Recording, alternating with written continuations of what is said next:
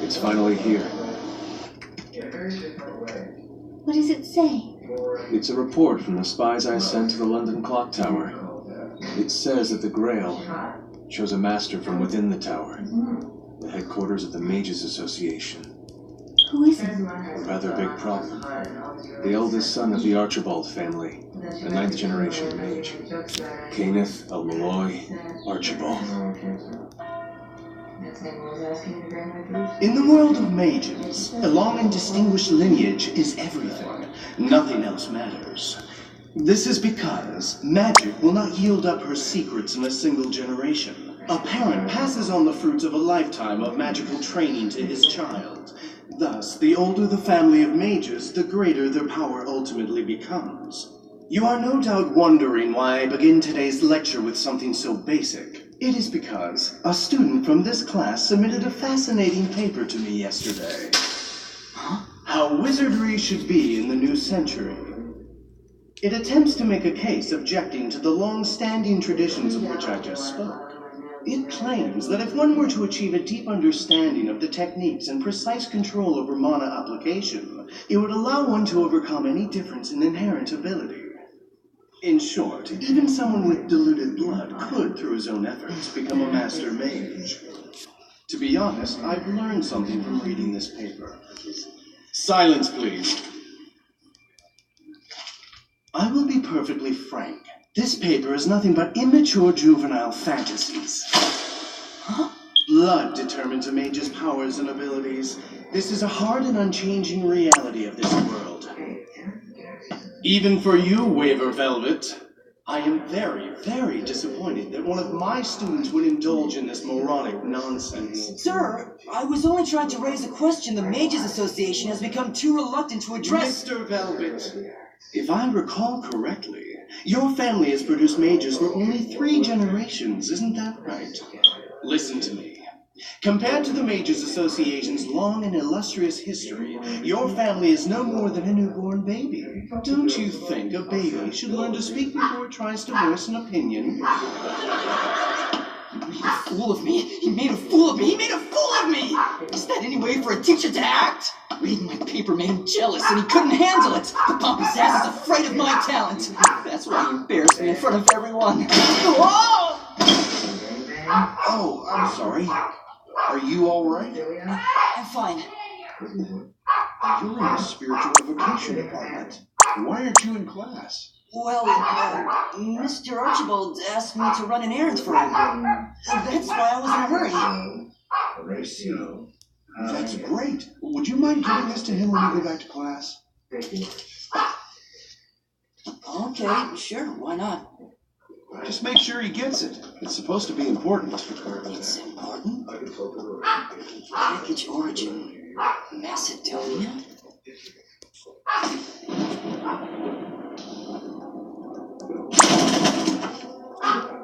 This is it. So it seems that all the rumors about that bastard Kenneth Archibald preparing to fight in some kind of mages tournament in the Far East soon are true.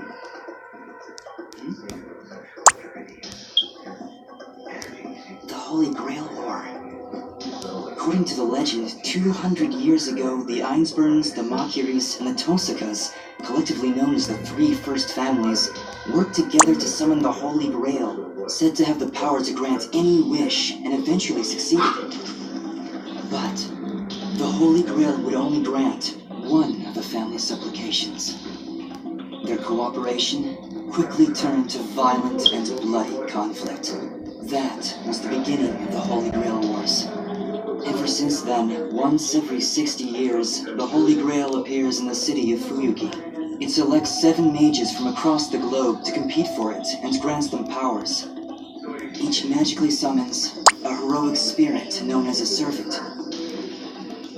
Archer, saber, lancer, rider, assassin, caster, berserker. Divided into these 7 classes of warriors, the servants, guided by their masters, fight each other to the death in secret battles to determine who is worthy to win the Grail. So it appears that this Grail War is a battle of pure strength, where stupid titles and influence mean absolutely nothing. That looks like it's the perfect place for me. Wait, in order to summon a servant, some kind of relic related to them is needed to act as a catalyst. A relic.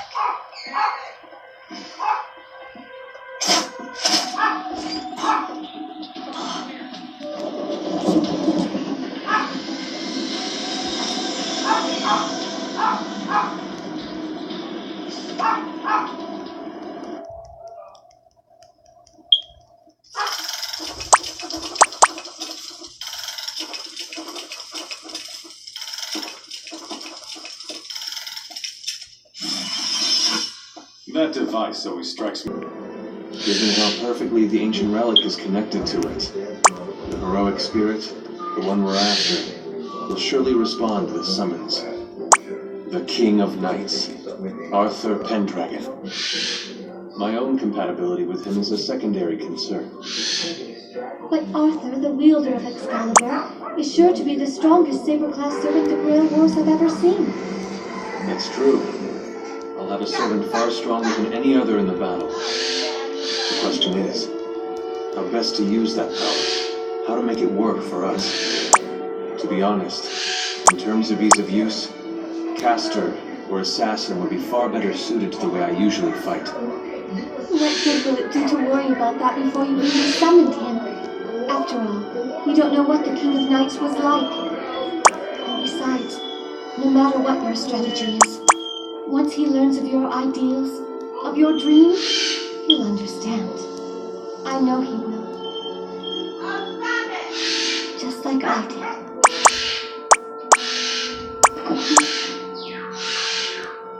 What is it? I've found my strategy, the way to get the best use. From the strongest servant fighting in the battle.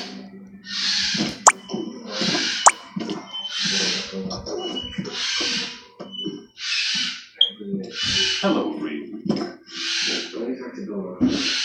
Oh, hello, Peter. Heading out? That's some heavy luggage you have there. That's right. I have to go live with the Senjo family for a while. You're staying to fight alongside my father in the coming war, aren't you? That's why I'm here as his student, to help him and to learn from him. Peter, can I depend on you? Will you promise to protect my father to the end? Will you promise to keep him safe? I'm sorry, but that's impossible. If this battle were going to be simple enough that I could honestly make that promise, we wouldn't have to send you or your mother away from here to keep you safe and sound. I guess that means I just can't like you no matter what. Reed, you shouldn't just blurt out what you're really thinking like that. People might start to cast aspersions on your father. He's the man who's educating you, after all. My father has nothing to do with it. Listen, Kire, if you somehow get sloppy and because of that my father gets hurt or worse, I'll show you no mercy, got it? Reem, what are you doing out there? How come you're yelling at him? Have a look. Okay, my dear, I can't wait on you.